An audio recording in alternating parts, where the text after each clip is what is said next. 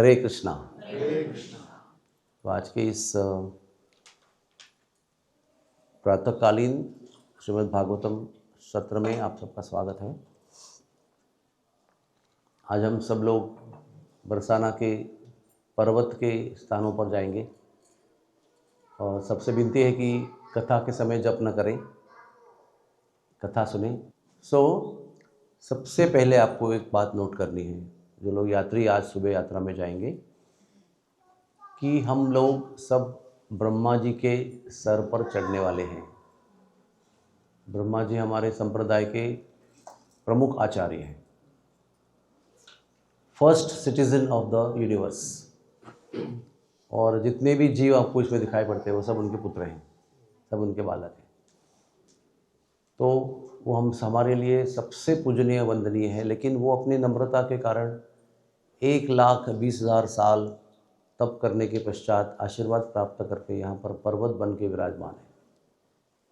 इसलिए सबको पर्वत को ऊपर चढ़ने के पहले प्रणाम करना है, क्षमा मांगनी है, आशीर्वाद मांगना है और ये वादा करना है कि केवल हम राधा रानी के और राधा रानी के पवित्र स्थलों का दर्शन करने के लिए आपके ऊपर चढ़ रहे हैं और अन्य किसी भी इंद्रिय भोग की भावना से हम ऊपर नहीं जा रहे। ये मैं इसलिए कह रहा हूँ क्योंकि ऊपर फिर वो लस्सी भी होती है, उधर गोलगप्पे भी होते हैं, दही बड़े भी होते हैं। लोग बताएंगे आपको कि वो ज़रूर लेना, आप बहुत इम्पोर्टेंट है, वो अच्छा है, मिस नहीं करना चाहिए। लेकिन हम लोग उसमें से कुछ भी काम नहीं करेंगे, क्योंकि हमारी भावना और चेतना ये होनी चाहिए कि हम हमारे आचार्यों के गुरुजन के सर पे चढ़ रहे हैं। तो अगर वो उसकी परमिशन है चढ़ने की, तो केवल राधा रानी के दर्शन, राधा रानी के लीला स्थलियों का दर्शन और कथा श्रवण, सेवा, यही उद्देश्य होना चाहिए। और किसी प्रकार के प्रजल्प, यहाँ वहाँ की बातें, दुनियादारी की बातें नहीं होनी चाहिए।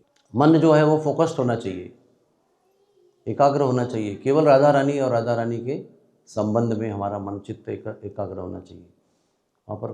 क्योंकि क्या होता है, जैसे दिन आता है ना ऊपर, तो भावनाएं बदल जाती है, सब रजोगुणी हो जाती है। फिर यहाँ वहाँ मन भटकता है, बंदरों को देखेंगे, फिर हंसी मजाक करेंगे। ये सब में अपना माइंड जो है वो डिस्ट्रैक्ट नहीं करना है। ये सबसे इम्पोर्टेंट बात है, आपको शुरू से लेकर दोपहर तक आपको ध्यान रखना है।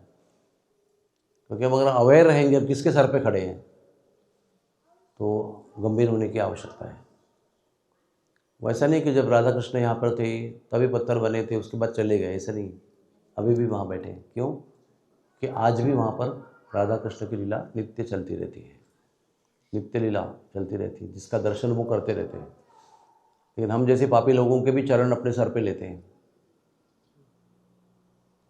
तो सबसे पहले ब्रह्मा जी को प्रणाम है, ब्रह्माचल को प्रणाम है, कि आशीर्वाद की हमारी याचना है, प्रार्थना है। उसके बाद छोटा सा ब्रह्मा जी का बरसाने का इतिहास एक तो मैंने बता दिया।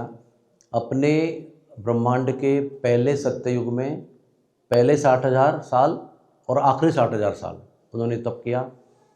भगवान ने दर्शन दिया, उन्होंने पूछा क्या चाहते हो, तो उन्होंने कहा आपके और आपके भक्तों के चरणों की धूल चाहिए।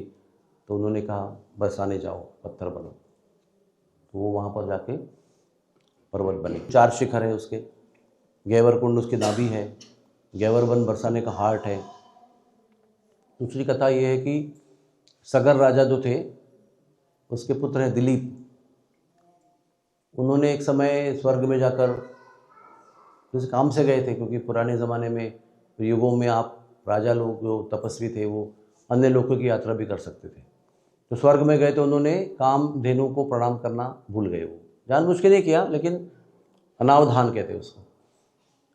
वो वैसे तो बड़े गौ भक्त है वो, लेकिन वो भूल गए, तो वो अपराध लग गया उनको और वो निपुत्रिक होने का एक शाप लग गया उनको। वो गाय ने नहीं दिया, लेकिन भगवान की ओर से, विधाता की ओर से लगा। बहुत देर तक पुत्र प्राप्ति नहीं हुई, तो फिर उन्होंने परेशान होकर अपने गुरु वशिष्ठ मुनि को निवेदन दिया। उन्होंने ध्यान किया, त्रिकालदर्शी थे वो। उन्होंने कहा कि आपने कामधेनु को अपराध किया, इसलिए आपको पुत्र प्राप्ति नहीं होगी। तो उन्हें अभी क्या किया जाए? तो कामधेनु की जो पुत्री, कामधेनु तो अभी स्वर्ग में है, दूर है यहाँ से, मेरे पास कामधेनु की पुत्री है नंदिनी, इसकी आप सेवा कर सकते हो तो उस पापक शालन हो जाएगा। तो दिलीप राजा ने बड़े ही प्रेम से नंदिनी की सेवा की है और नंदिनी की सेवा के कारण उनकी परीक्षा हुई। जब उनकी सेवा परिपूर्ण हुई तो नंदिनी ने ही उनकी परीक्षा ली। शेर आया या सिंह आया, जो भी है, एक खूंखार जानवर आया और वो गाय को खाने को आया। तो राजा ने उसको रोका, उन्होंने कहा कि मुझे खाओ आप, नंदिनी को मत खाओ। तो शेर ने कहा, जो भी जानवर था, कि एक यज्ञश्चित पाने के लिए आप अपना राजा का जीवन क्यों न्यौछावर कर रहे हो। तो राजा ने बहुत जोरदार बात की, बहुत महत्वपूर्ण। उसने कहा कि 100 गाय भी अगर 100 राजा भी अगर निछावर होंगे तो भी एक गाय का जीवन उससे मुकाबला नहीं कर सकता। यानी एक गाय के लिए 100 राजाओं का, मेरे जैसे राजाओं का समर्पण किया जा सकता है, लेकिन 100 राजाओं का समर्पण कर गाय को बचाना चाहिए। तो फिर वो बोला, शेर तैयार हो जा मरने के लिए। तो शेर ने आकाश में छलांग लगाई। तब तक वो शेर था, लेकिन जब वो उतरने का समय आया तो एक माला बन के, फूल माला बन के उनके गले में गिरी और उन्होंने कहा कि आपके गौ भक्ति से हम बड़े प्रसन्न हैं, आपको पुत्र होगा। तो उनको पुत्र हुआ रघु, जो रघुवंशी कहते हैं ना, रघुनंदन, रघुनंदन राम को बताते हैं। राम का वंश, राम का नाम ही रघु से बना हुआ है।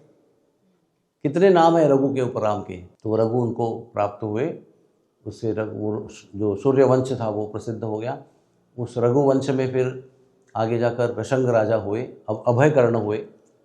और अभयकर्ण का वर्णन ऐसा है कि अभयकर्ण को शत्रुघ्न जी मथुरा बसाने के लिए जब आए थे, कृष्ण के राम जी के आदेश के अनुसार लवणासुर को मारने के लिए जब मथुरा आए थे, तो वो अभयकर्ण को लेकर आए थे। और लवणासुर ने फिर यहाँ पर वराह देव की स्थापना की मथुरा में, और मथुरा का भी स्थापना किया। भरत जी ने दीर्घपुर यानी डीग की स्थापना की। तो वो अभयकर्ण के पुत्र के रूप में रशंग राजा हुए। और रशंग राजा ने सबसे पहले बरसाना को बसाया एक राज्य के रूप में, और उसी वंश में फिर कुंजबानु हुए। कुंजबानु के पुत्र महिभानु हुए। महिभानु को 9 पुत्र हुए, और बीच वाले जो सूर्य के अवतार वृषभानु महाराज। तीसरा इतिहास है उसका कि 3 महासतियाँ थी वैकुंठ में। वो एक दिन विष्णु को मिलने आई तो उन्होंने 4 कुमारों को प्रणाम करना भूल गई। वो भूल नहीं गई, उनको लगा कि बालक है, क्या बालक को प्रणाम करना है। लेकिन वो बालक तो सबसे वयोवृद्ध ऋषि थे। तो उन्होंने उनको शाप दिया कि आप पृथ्वी पर जन्म लोगी। तो उनको बड़ा दुख हुआ कि हमने इनको पहचाना नहीं। एक तो क्योंकि संत लोग ना हमारी व्याख्या में नहीं बैठते हैं कि संत मतलब बड़ी दाढ़ी होनी चाहिए, बहुत तेज़ आँखें होनी चाहिए, लंबे बाल होने चाहिए, जो हमारा कुछ होता है ना व्याख्या। लेकिन संत की कोई व्याख्या नहीं होती। संत हृदय से संत होते हैं। तो कभी कभी हम संत को नहीं पहचानते क्योंकि वो तो ऑर्डिनरी दिखते हैं। ये तो बालक दिख रहे थे, नंगे बालक थे। उन्होंने प्रणाम नहीं किया, लेकिन वो महान संत थे। वो सबसे वयोवृद्ध संत आज भी हैं और तभी भी थे। जैसे ये शाप मिला तो विष्णु भगवान भाग के आए और बोला कि आप इसको शाप नहीं समझना, ये मेरी योजना है। आप लोगों को पृथ्वी पर जाकर 3 महासतियों को जन्म देना है मेरी लीला को संपन्न करने के लिए। तो वो पृथ्वी पर जन्म लिए, और एक वो हिमालय की पत्नी बनी जो पार्वती को जन्म दिया, एक सीता जी की माता बनी सुनैना, और एक कलावती बनी जो आगे जाकर कीर्तिदा का जन्म लिया उसने और राधा रानी को जन्म दिया। कलावती का विवाह सुचंद्र से हुआ। उन्होंने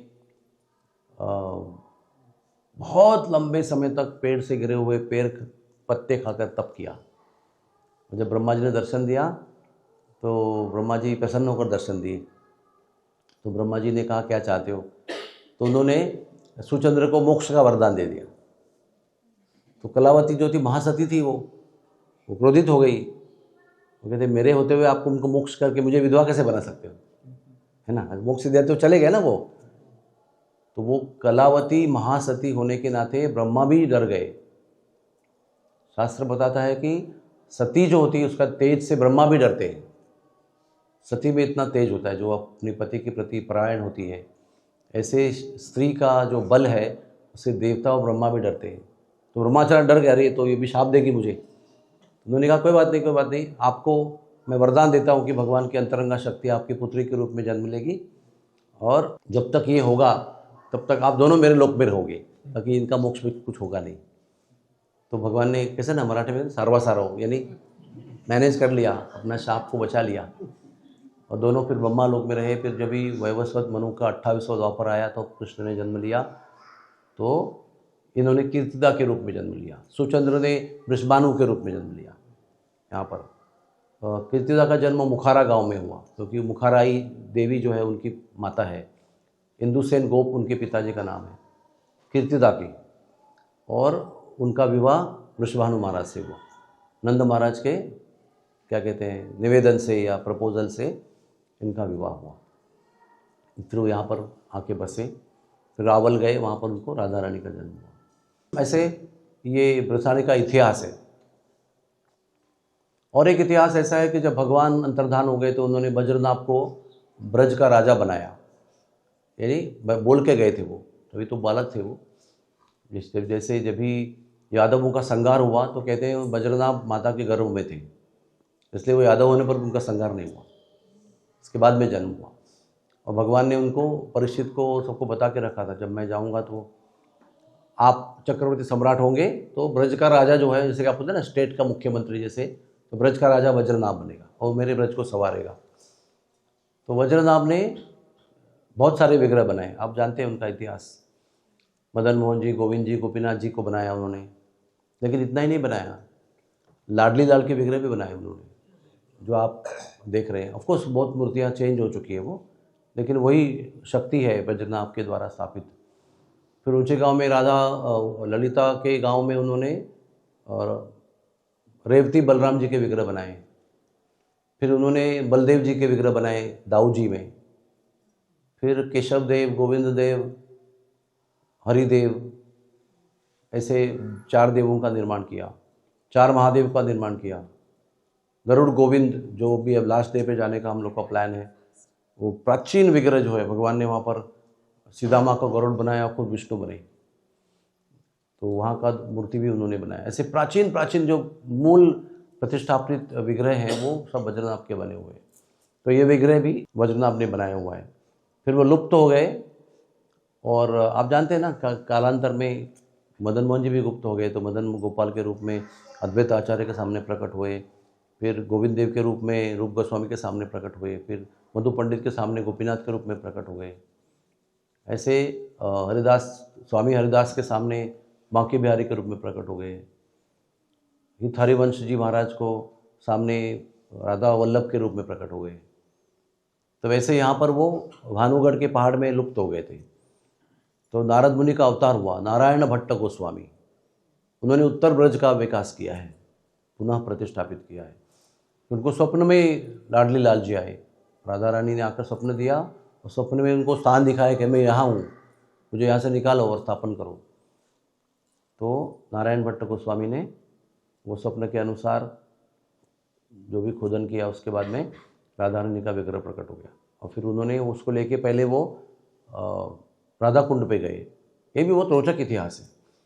राधा रानी के विग्रह को लेकर वो राधा कुंड पे गए सनातन गोस्वामी को मिलने के लिए। उस समय सनातन गोस्वामी का मदन मोहन जी का मंदिर बन रहा था, इसलिए वो ब्रह्मंती पे थे। उन्होंने अपने राधा मदन मोहन जी का विग्रह जो है सेवा कृष्णदास ब्रह्मचारी, श्री कृष्णदास ब्रह्मचारी को सौंप दिया था। तो उस समय वो विग्रह को लेकर राधा कुंड पे विराजमान थे, on the way to Jaipur. तो ये उनके पास गए। तो ऐसी अद्भुत कहानी है कि ये जब उनको राधा रानी के विग्रह लेकर वहाँ पहुँचे तो दोपहर का शयन हो चुका था, राजभोग आरती, मंदिर बंद हो चुका था। तो ये जब गए तो राधा मदन मोहन जी ने अपने आप पट खोल दिए और ये नारायण भट्ट गोस्वामी उनसे बातें करने लगे। और उनकी बातों की आवाज़ सुनकर श्री कृष्णदास ब्रह्मचारी जग गए। बाहर आके देखा तो मंदिर के पट खुले हुए हैं और ठाकुर जी इनसे बात कर रहे हैं। तो जैसे ही श्री कृष्णदास ब्रह्मचारी का दर्शन हुआ, उन्होंने चरणों में वंदन किया। तो श्री कृष्णदास ब्रह्मचारी जो सनातन गोस्वामी के शिष्य थे, उन्होंने नारायण भट्ट गोस्वामी को काफ़ी उपदेश दिया और उनके उपदेश के अनुसार फिर आकर विग्रह यहाँ पर स्थापन किए गए। ये भी राधा रानी के मंदिर का इतिहास है। उसके बाद में एक बार राधा रानी, एक मुसलमानों का आक्रमण हुआ था, उसको कहते हैं मेव। हाँ, एक होते हैं मुग़ल, तो अनेक प्रकार के यवन होते हैं। तो ये मेव जो है वो बहुत अभी भी उनका समुदाय इधर ब्रज में है एक जगह पर। तो मेवों का आक्रमण हुआ, तो मेव का आक्रमण के सूचना से राजा राधा रानी का विग्रह जो है वो श्योपुर नाम के गांव में लेके गए। राजा किशोरी दास वो क्या हम संभालेंगे उनको, तो उन्होंने मंदिर बनाया श्योपुर में, वो भरतपुर के पास है, और वहाँ पर राधा रानी का विग्रह रखा गया। उसके बाद में विशाखा देवी को, अभी भी आप जाएंगे ना तो 2 देवियाँ खड़ी रहती ना, एक विशाखा और ललिता, तो विशाखा जी को लाडली जी के स्थान पर रखा गया, विशाखा लाडली इस नाम से। तो क्या हुआ कि फिर मेवों का आक्रमण हुआ उसके बाद में, जैसे ही नियत था तो विशाखा देवी ने चमत्कार किया और अनेकों जो एक मेव थे, समझो 1000 सैनिक आए, तो उन्होंने 1000 सैनिक उसके सामने प्रकट किए, एक एक के सामने, जितने भी थे मुझे पता नहीं लाखों होंगे शायद, लेकिन हर एक सैनिक के सामने एक सैनिक प्रकट किया और उस सैनिक ने उस मेव को मारा। तो राजा बच्चू सिंह वहाँ से राजस्थान से आ रहा था इस आक्रमण को रोकने के लिए, लेकिन वो आने के पहले ही विजय लाडली ने, यानी लाडली जी विशाखा देवी ने विजय प्राप्त करा दी, तो उनका नाम पड़ा विजय लाडली जी विशाखा देवी का। और इस तरह से युद्ध होने के पहले ही वो समाप्त हो गए सब लोग। कहते हैं मुसलमानों के आक्रमण में एक श्रीनाथ जी का मंदिर और एक राधा रानी का मंदिर, इसमें कोई हानि नहीं हुई आज तक, हो ही नहीं सकी। श्रीनाथ जी के मंदिर में औरंगजेब गया था तो इतनी मधुमक्खियाँ प्रकट हो गई, इतनी मधुमक्खियाँ प्रकट हो गई, करोड़ों मधुमक्खियाँ, एक एक सोल्जर के सामने 100 मधुमक्खियाँ, तो कौन सी तलवार चलाएगी उसके ऊपर कुछ नहीं कर सके, भाग गए वो, श्रीनाथ द्वार में प्रवेश नहीं कर पाए।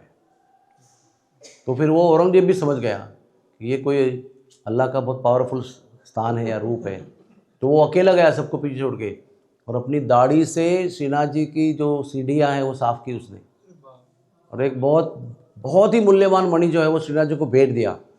तो आज भी श्रीनाथ जी यहाँ पर पहनते हैं, औरंगजेब ने दिया हुआ, और कभी उसने आगे आक्रमण नहीं किया, क्योंकि यहाँ पर जब आए थे तो उनको बताया गया कि वो श्रीनाथ जी का विग्रह जो पर्वत पर था वो अभी नाथ द्वार में गया है, तो वहाँ पर आक्रमण करने का गया था। तो राधा रानी के मंदिर में भी कोई क्षति नहीं पहुँची आज तक, चमत्कारी स्थान है बहुत। तो उसके बाद में राजा किशोरीदास ने कहा, यहाँ के जो गोस्वामी थे वो तो बड़े व्याकुल थे, राधा रानी तो दूर है यहाँ पर, एक गोस्वामी को भेज दिया था, नवल किशोर गोस्वामी को, तो वहाँ पर सब पहुँचे, राजा अभी हमारा विग्रह वापस दो।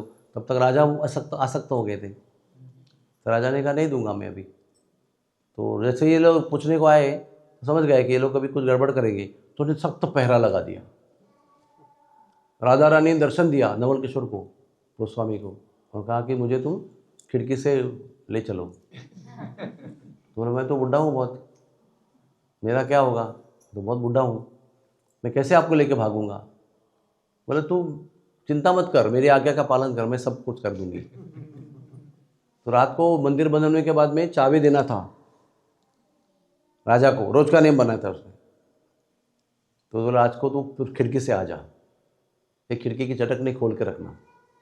तो उसने चाबी दिया राजा को, और बीच रात में उतर के आया, और सब बोले सारे अलंकार उतार दे, मेरे सारे अलंकार उतार दिए, और खाली वस्त्र पहनकर राजा रानी को झोली में डाल दिया, और चटकनी से खिड़की से खोलकर भाग गया वो। ऐसे कहते हैं कि इतना वृद्ध था वो, फिर भी हवा की गति से वो ऐसे दौड़ रहा था चंबल की खाई में। वहाँ पर ऐसे कहते हैं कि कई मनुष्यों की गहराई थी। तो अभी समझो ना, अभी रात को भाग गए तो जा रहा है वो, जब दिन हुआ, मंगल आरती का समय हुआ, तो कोई चाबी लेने को नहीं आया।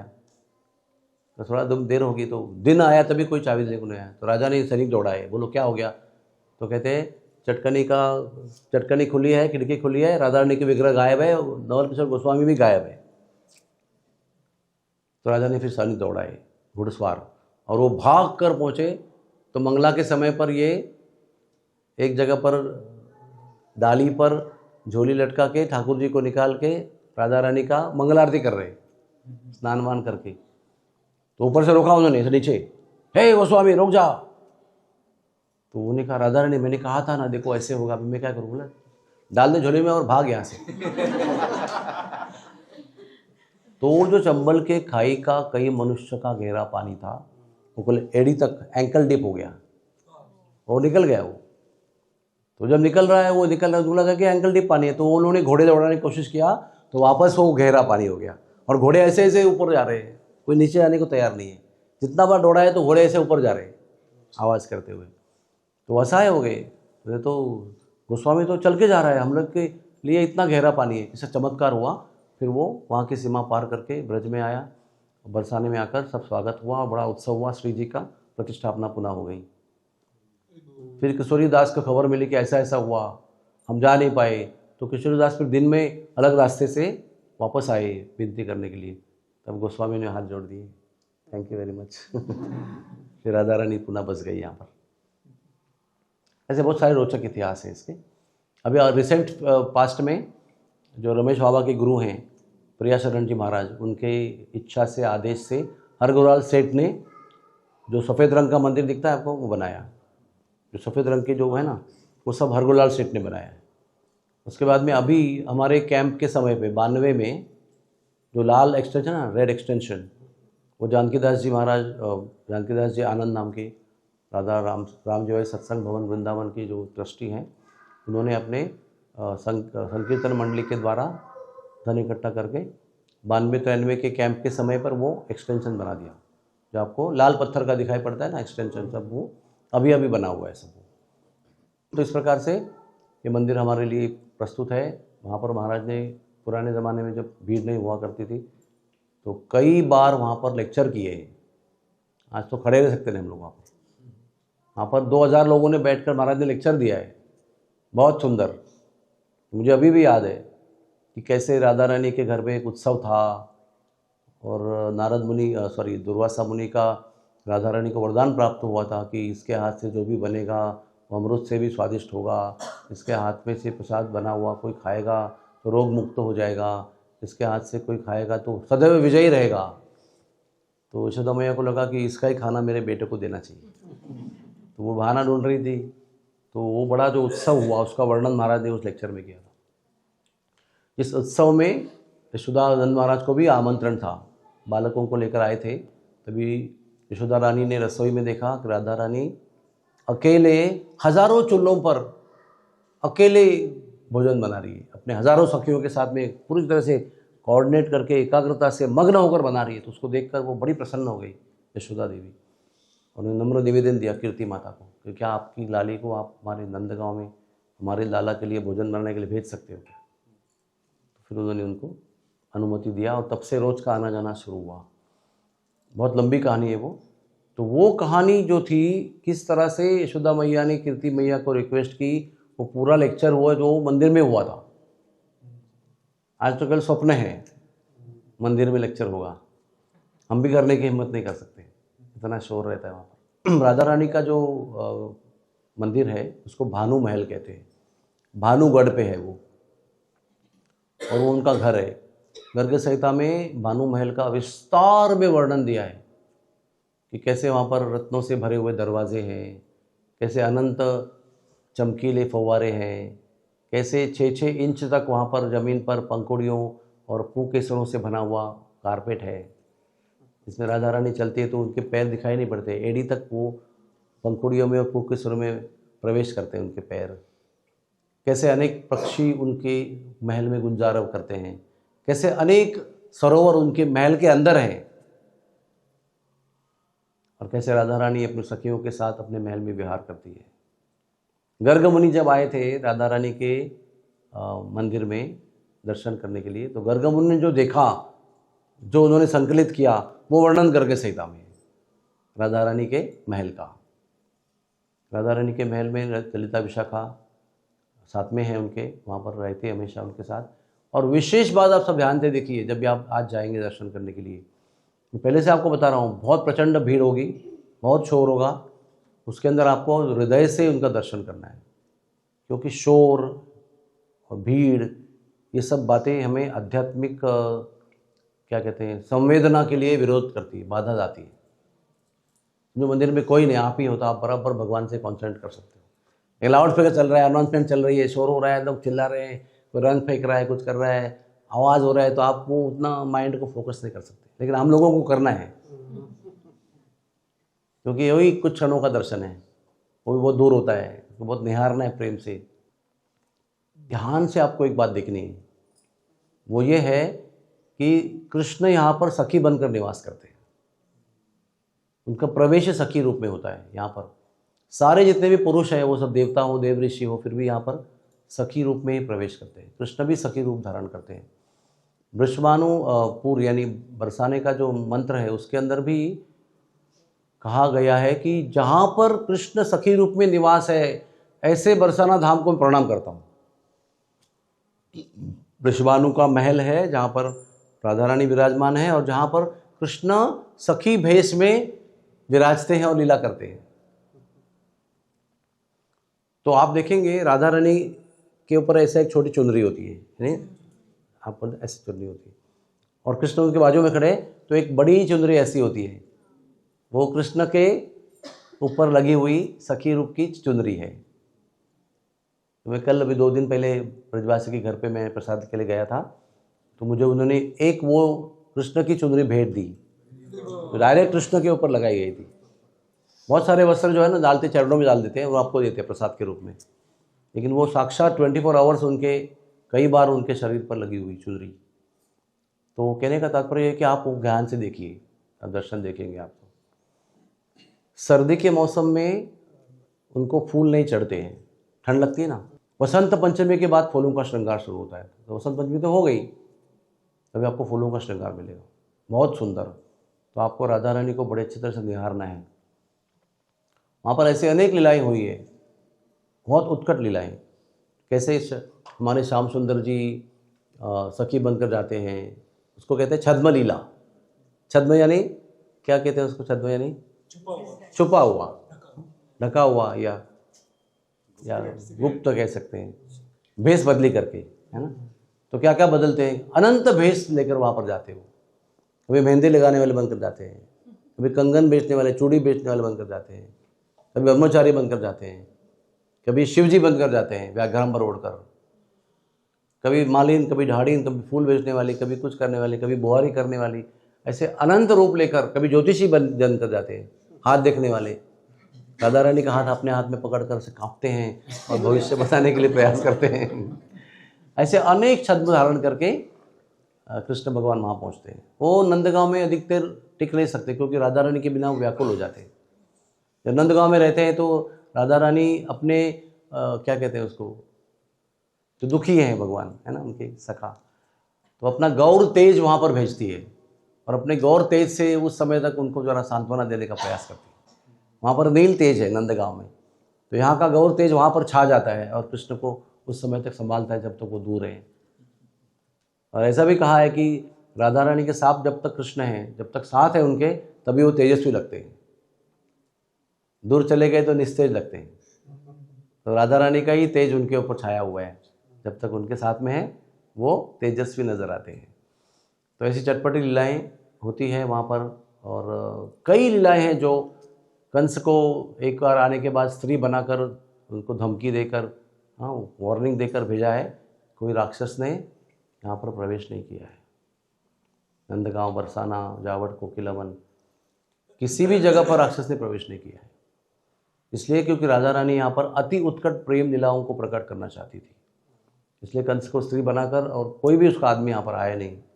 तो यह अनंत गौरव है भानु महल का, जहाँ पर पूरा परिवार विराजमान है। कौन कौन है राधा रानी के परिवार में?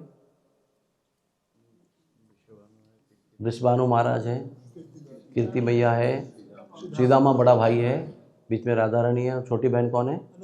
अनंग मंजरी, जो बलराम जी का विस्तार है। और 4 ताऊ जी हैं राधा रानी के, 4 काका जी हैं, उनकी एक एक पत्नी है। वो सब 8 गांव में रहते हैं। ऐसा पूरा परिवार यहाँ पर रहता है। तो सारी सखियाँ राधा रानी के इर्द गिर्द ही सदैव, मराठी क्या बोलते हैं, पिंगा घालने, उधर ही रहती है, उनके इर्द गिर्द रहती है। उसके आगे हम चले आएंगे, अभी हम तो उल्टा जाएंगे आज, लेकिन उसके बाजू में दानगढ़ है। तो दानगढ़ में 2 मंदिर है, एक कुशल बिहारी जी का मंदिर है और एक मंदिर है दान बिहारी का। तो कुशल बिहारी का मंदिर की कहानी ऐसी है कि राधा रानी का मंदिर बहुत जीर्ण हो गया था, जब भी 400 साल पहले की बात है। तो सवाई माधोपुर के जो राजा हैं, सवाई माधवराव जो थे ना, तो वो आए तो देखा, तो सोचा कि एक नया मंदिर बनाया जाए। तो उन्होंने दानगढ़ पर नया मंदिर बनाया। हाथियों के ऊपर पत्थरों को लेके जाकर कई साल तक मेहनत करके, बहुत धन लगाकर उन्होंने इतना सुंदर भव्य महल बनाया वहाँ पर। और इतने सालों की मेहनत, धन, समय, ऊर्जा, प्लानिंग करने के बाद मंदिर तैयार हो गया। और समझो कल मंदिर में राधा रानी का विग्रह वहाँ से यहाँ लाना है। उस रात को स्वप्न आया, राधा रानी स्वप्न में आई और बताई कि आप मुझे वहाँ से यहाँ नहीं ला सकते, क्योंकि वो मेरा निज धाम है, निज घर है मेरा, वो मैं वही निवास करती हूँ, इसलिए मैं मेरा घर छोड़कर वहाँ पर नहीं आ सकती। तो राजा ने फिर दूसरे विग्रह को स्थापन किया वहाँ पर, वो है राजा कुशल बिहारी जी। तो संक्षेप में इस बात पर हमको ध्यान करना चाहिए। समझो आपने इतने साल मेहनत किया, इतना धन लगाया, इतना प्लानिंग किया, इतना कष्ट उठाया, तो आप लोग क्या कहेंगे, पहले क्यों नहीं बताया ना? आज स्वप्न में आ रही है, डे 1 को आते तो मैं कुछ करता ही नहीं। लेकिन ये राजा के महान भक्ति का एक प्रमाण है। इतनी मेहनत करने के बाद भी उनका माइंड फिक्स है कि मैंने ये राधा रानी की प्रसन्नता के लिए किया था, और अगर उनकी प्रसन्नता वही रहने में है तो मेरी प्रसन्नता भी उसी में है। तो दूसरे विग्रह को स्थापन किया। तो सवाई माधोराव का जो फोटोग्राफ वहाँ लगाया गया है, अब उनको प्रणाम करना, क्योंकि ऐसी नम्रता भी होनी चाहिए। हम लोग क्या करेंगे, अरे इतना मेहनत किया हमने, इतना किया, अभी आप बोल रहे हैं इन मोमेंट पे, पहले क्यों नहीं बोला आपने? ऐसे हमारे मन में विचार आ सकता है। लेकिन सच्चा भक्त जो है वो केवल सेव्य के आनंद के लिए कार्य करता है, चाहे बहुत विशाल कार्य क्यों नहीं किया हो, उसमें सेव्य का आनंद नहीं होगा तो फिर वो उसको तुरंत त्याग देते। तो उनके आदेश के अनुसार वहाँ पर दूसरा विग्रह स्थापन किया गया, राधा कुशल बिहारी। उसमें ये पूरे, आई थिंक पूरे विश्व में एक ही जगह पर हंस भगवान का अवतार का मूर्ति है। वहाँ पर भगवान ने हंसा अवतार लिया था एक बार, तो उसका विग्रह भी वहाँ पर है। निम्बार्काचार्य का विग्रह भी उस मंदिर में है। और उस मंदिर की ऐसी रचना है, इतना भव्य, इतना सुंदर मंदिर है, वो कोई मेंटेनेंस नहीं उसका। राजस्थान देवस्थान विभाग के पास है वो, तो कोई मेंटेनेंस नहीं होता है, फिर भी वो इतना मेटिकुलस आपको दिखाई पड़ेगा। उसमें ऐसे एक एंट्रेंस पे एक ऐसी कांच लगाई है, इस पर सूर्य का प्रकाश गिरता है और रंग बिरंगी प्रकाश मंदिर में आ गए ऊपर है। तो एक समय पर, क्योंकि वो सारे मंदिर जो है पूर्वाभिमुख है, राधा रानी भी पूर्व की ओर देख रही है, कुशल बिहारी भी पूर्व की ओर देख रहे हैं। तो एक समय पर ऐसा सूरज ऊपर आने के बाद में तेज सूर्य प्रकाश जो है वो कांच से अंदर आता है और विशाल मंदिर के गर्भगृह में उसका प्रकाश गिरता है। बहुत सुंदर झरोके हैं, बहुत सुंदर बालकनीज हैं, रहने का इंतज़ाम है, राजा भी रहा करते थे, बहुत विशाल। आज के तारीख में तो हज़ारों करोड़ों में मंदिर नहीं बनेगा ऐसा। फिर वहाँ से हम आगे चले आएंगे तो वहाँ पर वो लीला स्थली है, जहाँ पर भगवान ने राधा रानी से रति का दान मांगा था। दानगढ़ इसलिए नाम पड़ा क्योंकि वहाँ पर वो रति की भिक्षा मांगते हैं। सब गोलोकेश्वर, अखिल ब्रह्मांड नायक, सब सृष्टि के दिन रचयिता, सभी धन के स्वामी जो है वहाँ पर आकर भिक्षा मांगते हैं राधा रानी से। तो वहाँ पर सांकरी कोर में, जब मैं कल कथा बताई थी आपको कि वो आप कृष्ण बनोगे, बताया था कल आपको, बताया था आपने मैंने ना, कि वो रोकते हैं, फिर वो चोटी को, उनको पत्थर को बांध देते हैं, दोना लाने गए तभी, दोनी कुंड वाले बताया था आपको मैंने। तो जब वो अगले दिन कृष्ण बनकर आए राधा रानी, और कृष्ण राधा रानी बनकर आए, तो वो दर्शन जो है वो दानगढ़ में है, दान बिहारी में। दान बिहारी आपको राधा कृष्ण दिखेंगे, लेकिन कृष्ण के गले में मंगलसूत्र मिलेगा आपको, हाथ में कंगन मिलेंगे, तो वो राधा रानी है जो कृष्ण बनी हुई है। और राधा रानी जो है, राधा रानी कृष्ण बने, राधा रानी जो है वो कृष्ण है, और जो कृष्ण है वो राधा रानी है, ये उसका भाव है। वो स्थान जो है राधा कृष्ण का प्रिय रासस्थली स्थान है, रास मंडल बना हुआ है। वो राधा रानी कृष्ण का प्रिय झूला लीला का स्थान है, इसलिए झूला भी बना हुआ है। झूला और रास मंडल एक साथ में, उसका भी दर्शन करना। और वहाँ पर एक छोटा सा कुआं है, पत्थर में कुआं होता है कभी, यहाँ पर कई जगह पत्थर में कुएं भगवान ने बनाए हुए। एक कुआं उधर वृंदावन में है, सनातन गोस्वामी के लिए बनाया था, द्वादश आदित्य टील पर। आज तक उसमें निरंतर मीठा पानी का प्रवाह है, कभी भी आप ले लो, आपको गर्म ठंडा पानी, शुद्ध जल मिलेगा। और वो ज़मीन से टच भी नहीं है, पत्थर में ही है। उसमें वेणुकूप कहते हैं उसको, ने मुरली से बनाया था सनातन गोस्वामी के लिए। वैसे यहाँ पर एक बार रासलीला की थी, तो ललिता जी को प्यास लगी थी, तो भगवान ने वहीं पर वेणु से अपना कुआं बनाया, ललिता कूप कहते हैं वो बाजू में, अभी सूख गया है, लेकिन बहुत गहरा सुंदर कुआं है वहाँ पर। तो वहाँ के आप दर्शन कीजिए और वहाँ प्रार्थना कीजिए, क्योंकि वहाँ स्वयं भगवान भिक्षुक बनकर प्रेम की याचना करते हैं। वहाँ पर बहुत सुंदर सुंदर लीलाएं हैं। राधा रानी गोपियाँ सब कृष्ण को डांटती हैं, कैसा अनकल्चर्ड व्यक्ति है तू, गंवार व्यक्ति है, रास्ते में भी छेड़ता है, हमारे पल्लू को छीनता है, हमारे वस्त्रों को छीनता है, हमारे मटकों को तोड़ता है, कौन से राजा का अनकल्चर्ड पुत्र है। इसे बहुत डांटते हैं कृष्ण को। फिर भी कृष्ण वहाँ बार बार आते। तो एक बार आए थे, राधा रानी लीला कर रही थी, तो एक ब्राह्मण आया, उसको 3 पुत्रियाँ थी, वो बहुत रो रहा था। तो कृष्ण के पास आके भिक्षा मांगी उसने कि इनकी शादी करनी है। तो कृष्ण बोला मैं तो कुछ नहीं आया, मेरे पास कुछ नहीं है, मैं तो ग्वाला हूँ। नहीं कुछ तो दो, आपके पास कुछ तो होगा। फिर वो सोचते हैं हाँ मेरे पास राधा रानी है, तो राधा रानी को दान देते हैं उनको। ब्राह्मण और जोर से रोता है, 3 थे अभी 4 हो गए।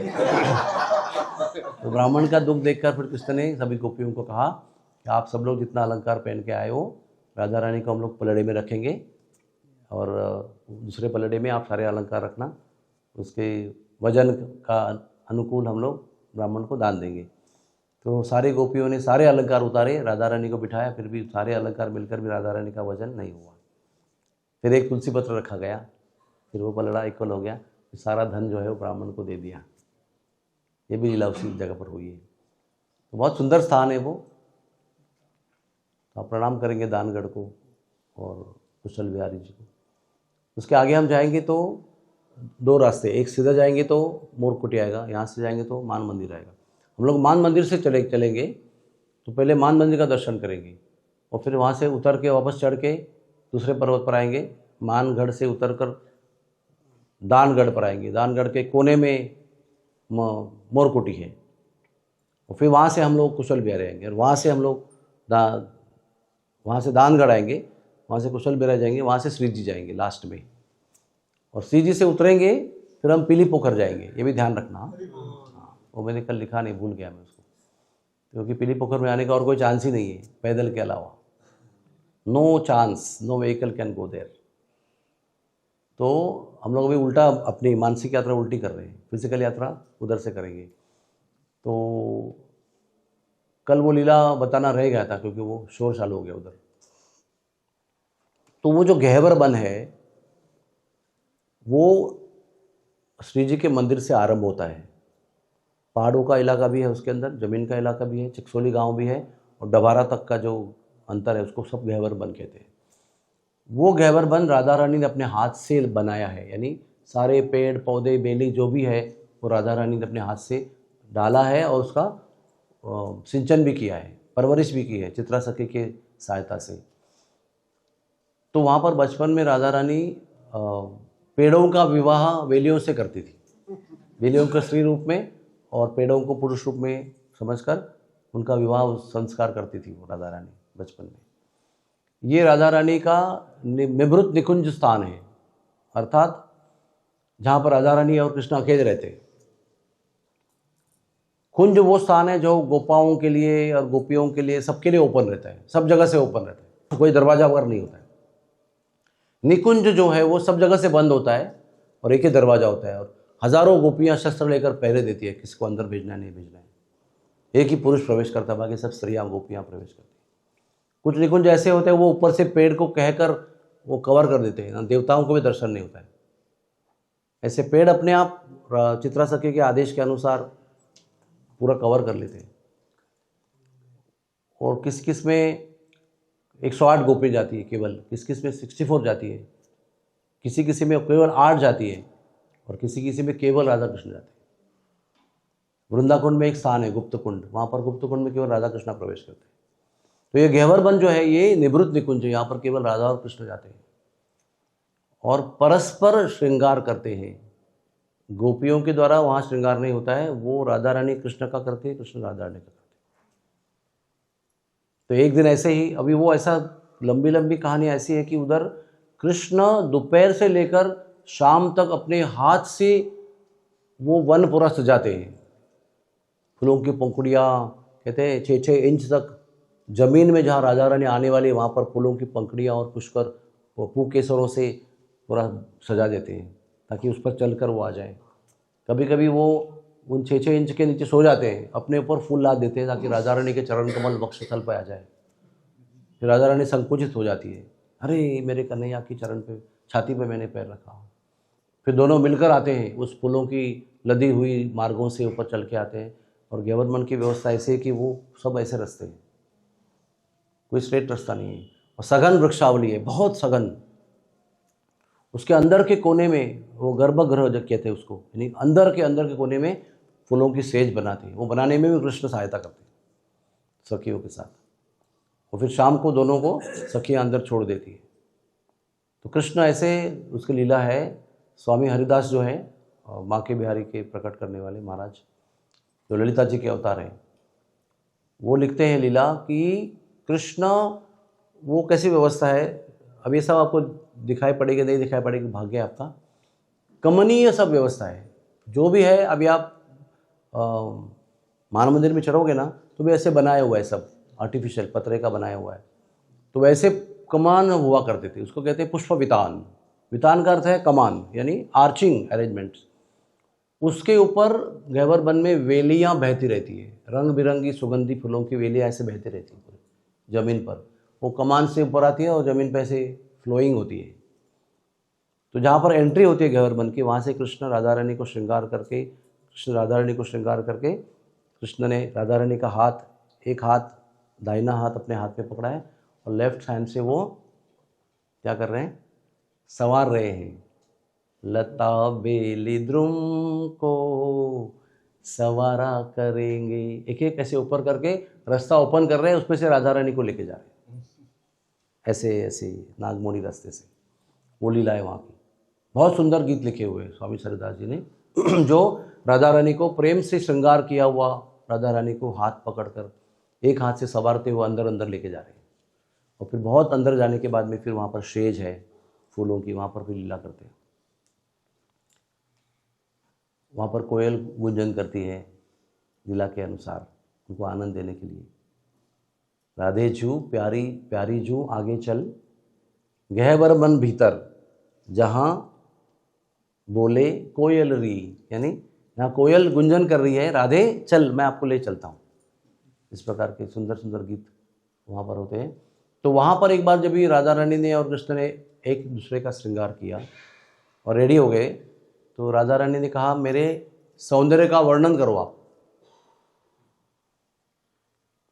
तो वो इतनी सुंदर लग रही थी, इतनी सुंदर लग रही थी कि तुलनात्मक कोई ऐसी वस्तु नहीं थी जिसको कृष्ण चुने कि भाई, आप कहते हैं ना कि आपका नाक चाफे कली की तरह है, चंपा की कली की तरह है, आपके आंख जो है वो कमल दल की तरह है, आपके होठ बिंब फल की तरह है।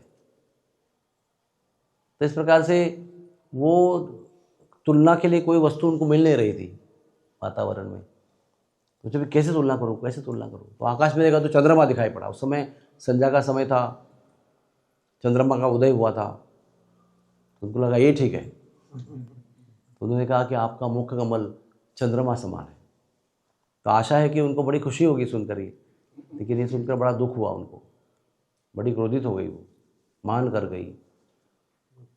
तो उनको बड़ा आश्चर्य हुआ कि मैंने इतना प्रयास करके ढूंढा और इतना सुंदर उपमा दिया था, फिर भी राधा रानी नाराज़ क्यों हो गई? तो राधा रानी ने कहा कि चंद्र पर कितने दाग है, और मेरे सौंदर्य में कोई दाग नहीं है, तो आप मेरी तुलना उनसे कैसे कर सकते हैं? नंबर 1। नंबर 2, ये चंद्र जो है वो घटता है बढ़ता है, घटता है बढ़ता है, कभी नष्ट भी हो जाता है बीच में अमावस्या के दिन। हमारा सौंदर्य कभी घटता नहीं, केवल बढ़ता ही रहता है। तो हाउ कैन यू कंपेयर? तीसरा कहते हैं कि ये चंद्र को ग्रहण लगता है, हमारे सौंदर्य को कभी ग्रहण नहीं लगता है। चौथा कहते हैं कि ये जो है ना, ये पर प्रकाशित ग्रह है, हमारा सौंदर्य स्वयं प्रकाशित है, हमारा सौंदर्य किसी के प्रकाश पर आधारित नहीं है। पांचवा बताया कि ये चंद्रमा के ऊपर बहुत तारे नज़र डालते रहते हैं। तो ऐसे चंद्रमा की तुलना कैसे कर सकते हैं आप? और फिर भी मैं ओके हूँ आप, लेकिन एक कारण इसका ऐसा है कि मैं क्षमा नहीं कर सकती आपको। मेरी जो प्रतिस्पर्धी गोपी है चंद्रावली, उसका आधा नाम चंद्र है। I just can't accept. तो ये कहकर पैर पटक कर वो वहाँ से चली गई, पहाड़ पर चली गई। बहुत लंबी लीला है, मैं आपको थोड़ा अच्छी से बताता हूँ संक्षेप में। तो जब वो, आप जानते हैं ऐसा ठक करके पैर जमीन पर पटक के वो पहाड़ की ओर चली गई। तो कृष्ण ने फिर सखियाँ सब आ गई, क्योंकि जब अकेले लीला करे तो ठीक है, गड़बड़ हो गया, सब सखियाँ आ गई, क्या हो गया? तो देखिए वो नाराज होकर चली गई, देखो ऐसा ऐसा हुआ। तो ललिता जी को भेज, जाओ उसको मनाओ। तो ललिता मनाने गई तो वो और ऊपर चढ़ गई। फिर ललिता वापस आ गई, तो ललिता क्या हुआ, वो नहीं मान रही है, तो आप यहाँ क्या कर रही हो, वहाँ जाओ उसको मनाओ। तो वापस गई तो ऊपर चढ़ गई, वापस आ गई ऊपर चढ़ गई, वापस आ गई ऊपर चढ़ गई, तो ऐसा करके टॉप में चली गई। तो ललिता जब बार बार आती थी कृष्ण के पास, कहती थी मैं तो लोगान की गेंद की तरह हो गई हूँ। फुटबॉल, लोगान यानी जो पैर से खेलते हैं ना गेंद को, उसको लोगान कहते हैं। तो कहते मैं आपने मुझे लोगान का गेंद बना दिया है, आवत जावत हार गई रही, मैं जाके आके थक गई मैं भी। और इतने में सब सखियाँ इकट्ठा हो गई, कोई उनको हवा दे रही है, कोई उनको मना रही है, कोई उनको चरण दबा रही है, कोई मकरंद के चरणों का अभिषेक कर रही है, यानी शहद का, जैसे भी करके शांत हो जाए। लेकिन वो मानने को तैयार ही नहीं है। फिर वो कृष्ण को लेके आते हैं ऊपर, और वो राधा रानी के हाथ में कृष्ण का हाथ देने को प्रयास करते हैं, वो झटक देती है उसको। जहाँ से आते हैं तो उधर देखती है, उधर से लेके आते तो इधर देखती है, अर्थात तैयारी नहीं है मानने के लिए, इतना मान कर गई। तो बहुत प्रयास करने के बाद में कृष्ण बहुत रोते हैं। क्या करते कृष्ण, रो रो के अपना शीश जो है बार बार झुकाते हैं चरणों में राधा रानी के, फिर भी वो देखती भी नहीं उनकी तरफ। फिर मोर मुकुट को उतार के चरणों में अर्पण करते हैं, फिर भी नहीं मानती है। फिर वो इतना रोते हैं, नदियाँ नदियाँ रोते हैं, और वो सब जल से उनका चरण का अभिषेक करते हैं, फिर भी नहीं मानती है। फिर वो जो जल गिरा हुआ है और जो मट्टी से चिकल, क्या कहते हैं उसको, दिव्य रज का निर्माण हुआ है गीला, उस पर लोट पोट हो जाते हैं, रोलिंग इन द डस्ट, कि क्षमा करो क्षमा करो, फिर भी नहीं क्षमा करती। फिर कृष्ण हतबल हो जाते हैं, हताश हो जाते हैं। फिर अचानक ललिता आती है और कान में कुछ बोलती है कृष्ण के, और वो चले जाती है। और सबके यहाँ फिर भी बैठी है, उधर हवा दे रही है, उनको मान नहीं रही है। ऐसे कई प्रसंग हैं राधा रानी के मान करने के। जैसे कृष्ण कभी लेट आते हैं, अधिकतर राधा रानी लेट आती है, लेकिन एक बार राधा रानी पहले आ गई, कृष्ण लेट आ गए, तो नाराज हो गई, तो जाके जमुना के उस पार जाकर रोई, तो मान सरोवर का निर्माण हुआ अश्रुओं से। कभी कभी कृष्ण जो है ना, वो उनसे मुरली सीखते हैं, वो मुरली के गुरु है राधा रानी की। तो जमुना किनारे मुरली सिखाती है, तो वो ना जानबूझ के वो मुरली के स्वर गलत निकालते हैं, क्योंकि क्लास लंबा चले, ज़्यादा संग मिले। वो इतने होशियार है तो फट से पकड़ लेते हैं, लेकिन वो जानबूझ कर वो गलत ही स्वर निकालते हैं, बेसुर बनाते हैं उसको। तो भोली भाली है, वो बार बार सिखाती रहती है। एंड में पता चलता है कि ये बहुत चालाक आदमी है, तो नाराज हो जाती है, चले जाते रूट कर, मान करती है। फिर नृत्य की भी गुरु वही है कृष्ण के, वो तो नटराज है, लेकिन राधा रानी से नृत्य सिखाए। तो वो ता थई थक थई सिखाते तो गलत डालते पैर, इसी भाव से कि क्लास लंबा चले। तो ऐसे अनेक कारण हैं। कभी चंद्रावली को मिलने जाते हैं तो वो नाराज़ हो जाती है। तो अभी वो बैठे हुए, तो अचानक वो सामने वाले दानगढ़ के चोटी पर एक मोर आता है, और सुंदर नृत्य करने लगता है। तो क्या कहते, देखो देखो सुंदर मोर आया है। तो वो देखने को तैयार नहीं, इतनी नाराज़ है। तो नाराज़ तो कृष्ण पे हो ना, मोर पे क्यों नाराज़ हो आप, वो तो नाच कर रहा है, देखो आपके आनंद के लिए। तो वो धीरे से मुड़ती है, तो मोर को उत्साह आता है, तो वो और सुंदर नृत्य करने लगता है कि राधा रानी देख रही है। तो फिर वो ऐसे टर्न करती है, अभी ऐसे बैठी ना, वो इधर वो नृत्य कर रहा है, तो फिर वो टर्न हो जाती है और देखने लगती है। तो वो अरे उत्साह से नृत्य करता है, तो इतना अच्छा नृत्य करता है वो, तो राधा रानी सब भूल जाती है कि मैं क्रोधित हूँ, मान करके बैठी हूँ। और एक समय पर इतना आनंद होता है उसको कि वो खुद जाकर उसके साथ डांस करने लगती है, मोरनी बनकर। फिर मोर को बड़ा उत्साह आता है, और बहुत देर तक ये मोरनी बनी हुई राधा रानी और वो मोर नृत्य करते हैं। और जब एकदम आखिरी समय आता है डांस करने का, तो वो मोर ऐसे और मोरनी ऐसे हो जाती है ना, एकदम लास्ट पोज में। तो जो इतने निकट आते हैं, तो राधा रानी को पता चलता है ये मोर और कोई नहीं, कृष्ण है। तब तक तो मान समाप्त हो गया, इतना सुंदर तरीके से रिझाया आपने मुझे। तो क्या क्या नहीं करते राधा रानी को रिझाने के लिए कृष्ण। तो वो जो मोर कुटी है, वहाँ पर कृष्ण मोर बने हुए हैं, राधा रानी मोरनी बनकर नाच किए हुए हैं। वहाँ पर जो विग्रह जो ऐसे रखा है ना, चित्रपट, वही चित्रपट है वो एक अंधे बाबा थे वहाँ पर, जो जिनको राधा रानी ने स्वप्न दिया। अंधा आदमी ड्रीम देख सकता है क्या? यस और नो? आंखें अंधी होती है, आत्मा अंधी नहीं होती है। ये जो मशीन है सामने का वो अंधा है। कान से बहरे हैं आप, लेकिन आप बहरे नहीं हो, आत्मा सुन सकती है। लास्ट स्टेज में कोमा में भी आत्मा सुनती है। जब आप पुकारते हो कृष्णा कृष्णा तो आत्मा सुनती है, कान बहरे हो सकते हैं। तो स्वप्न दिया राधा रानी ने और आदेश दिया कि मैं आपको मोर लीला दिखाऊंगी और आपका काम है कि उसको पेंटिंग करना। तो कहता है मैं तो अंधा हूँ, तो मेरी कृपा से आप पेंटिंग कर सकते हो। फिर राधा ने स्वप्न में उनको इस लीला का दर्शन दिया कि और कृष्ण मिलकर नाच रहे हैं। और फिर वो अंधे बाबा ने वो चित्रपट बनाया, जो चित्रपट आज ऑल्टर में है मोरकुटी की, जिसकी पूजा होती है, जिसको भोग लगाया जाता है। वो जो अंधा बाबा था उसका एक शेर शिष्य था, उनके सानिध्य से उनका शिष्य बना, और वो जाकर माधुकरी करता था। उसके गले में वो एक थैली डालते थे, थैली, और मानपुर में जाकर वो भिक्षा करता था 4 घर में। टिंग टोंग दरवाजा खुलेगा तो सामने शेर। लेकिन वो सबको पता था कि शेर जो है वो बाबा का शिष्य है। उसके झोली में रोटी डालकर लोग उसको दान करते थे। फिर वो पहाड़ चढ़ के आता था, बाबा को देता था, बाबा फिर भोग लगाकर वो खुद खाते थे, और वही रोटी का महाप्रसाद वो शेर खाता था। ऐसे बाबा थे वो। और ये सब लीला जो है वो मोरकुटी की है। अब केवल इतनी लीला नहीं हुई है वहाँ पर, हाँ? वो मोर लीला का ही स्थान है। एक लीला हमने आपको बताई, लेकिन कभी कभी वहाँ पर राधा रानी अपने मोरनियों को लेकर आती है, कृष्ण अपने मोरों को लेकर आते हैं। सब सखियाँ बैठती हैं और मोर मोरनियों को प्रोत्साहन करते हैं, नाचो नाचो नाचो। सब मोर मोरनियाँ नृत्य करती है और सभी बैठ कर देखती है, मेरी मोरनियाँ तेरे मोर, और वो एनकरेज करते हैं, उनको नचाते हैं। बहुत सुंदर। कुछ लीला में क्या करते हैं, राधा कृष्ण मोर और मोरनी का भेष बनाकर आते हैं, सखियाँ मोरनी का भेष बनाकर आते हैं और नृत्य करते हैं मोरकुटी पे। कोई लीला में वो प्रत्यक्ष मोर और मोरनी बनकर आते हैं, भेष नहीं बनाते। They turn into more and Morni and they dance. कभी कभी राधा रानी अपनी मोरनी को लेकर आती है और कृष्ण अपने मोर को लेकर आते हैं, कॉम्पिटिशन लगाते हैं, डांस की प्रतिस्पर्धा लगाते हैं, और सब सखी आनंद लेते हैं। जैसे होता है ना बुल फाइट, कैसे होता है, तुम्हारा बुल मेरा बुल, तो कैसे तो एक प्रकार का तमोगुणी रजोगुणी वातावरण होता है।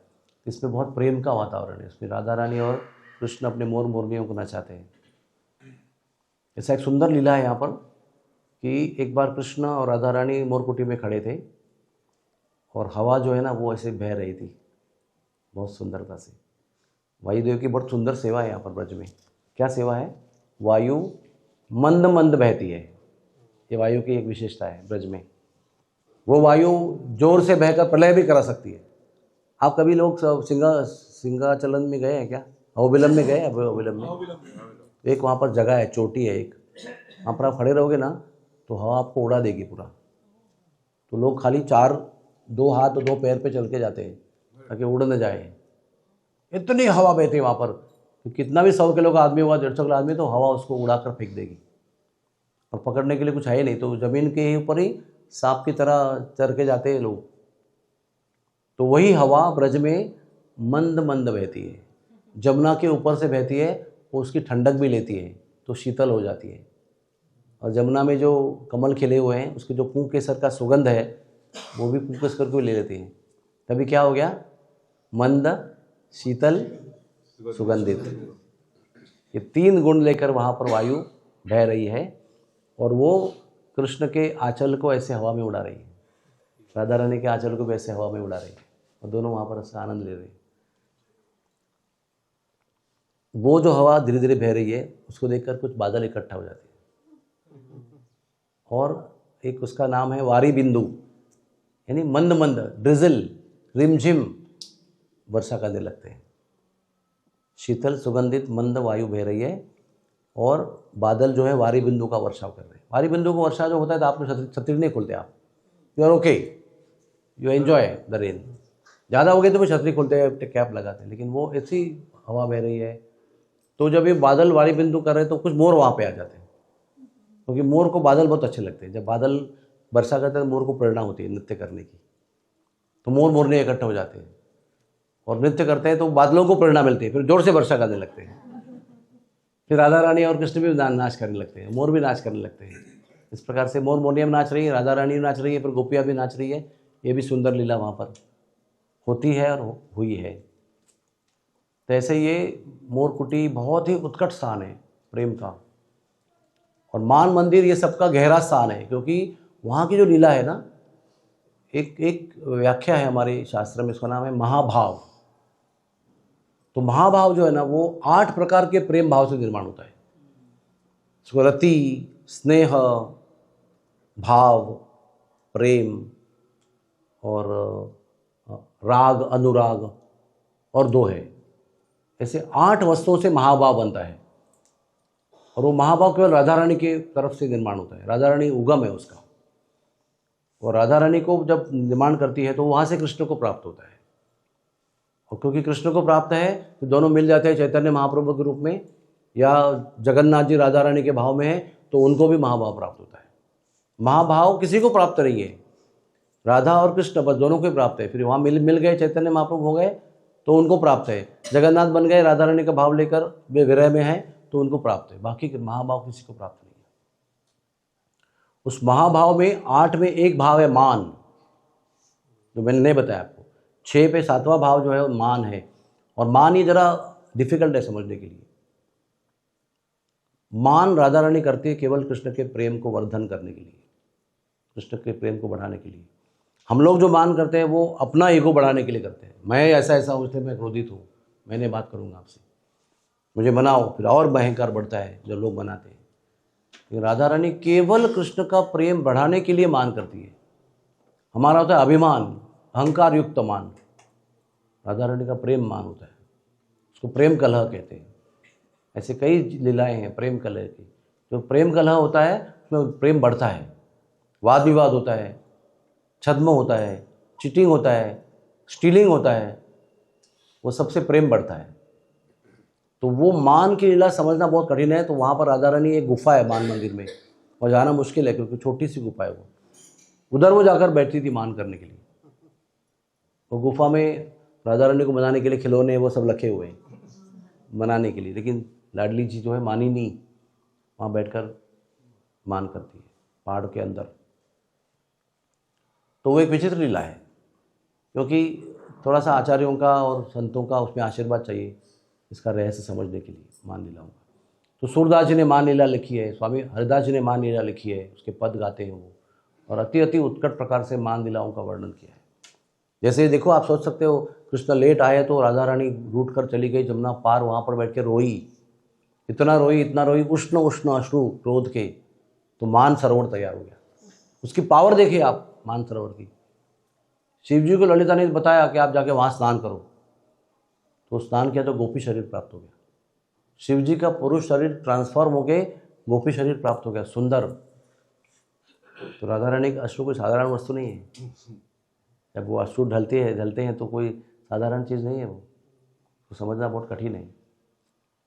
तो ये मान मंदिर मोरकुटी की जॉइंट लीला है। तो नीचे आपको मैंने बताया कि ग्यावर वन में राधा रानी अपने 64 सखियों के साथ स्नान करती हैं, वाल उनको तंग करते हैं, ऊपर से लड्डू फेंकते हैं। तो राधा रानी का स्थान का एक बहुत प्रिय स्थान है वो। तो आप सब लोग वहाँ पर दर्शन कीजिए प्रेम से। देवताओं को भी आनंद देने वाला स्थान है वो। वहाँ पर हमारे गुरु महाराज ने बहुत समय बिताया है, अपने जीवन के अमूल्य साक्षात्कार भक्ति के वहाँ प्राप्त किए हैं। जो खोज रहे थे सब जगह भारतवर्ष में, वो उनको साक्षात्कार मान मंदिर में प्राप्त हो गए। तो हमारे लिए बहुत वंदनीय स्थान है वो, क्योंकि वहाँ पर छत पर वो सोया करते थे। उस समय शेर आते थे वहाँ पर, चित्ता आते थे, बहुत घनघोर जंगल था, घना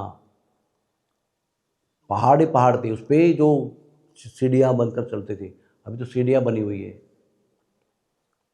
वो नीचे से जो ग्यावर कुंड से 2 बाल्टी पानी लेकर पहाड़ पे चढ़ते थे, और वो रमेश बाबा सब मिलकर उसको यूज़ करते थे। ख़त्म हुआ तो फिर वापस आके लेके जाते थे।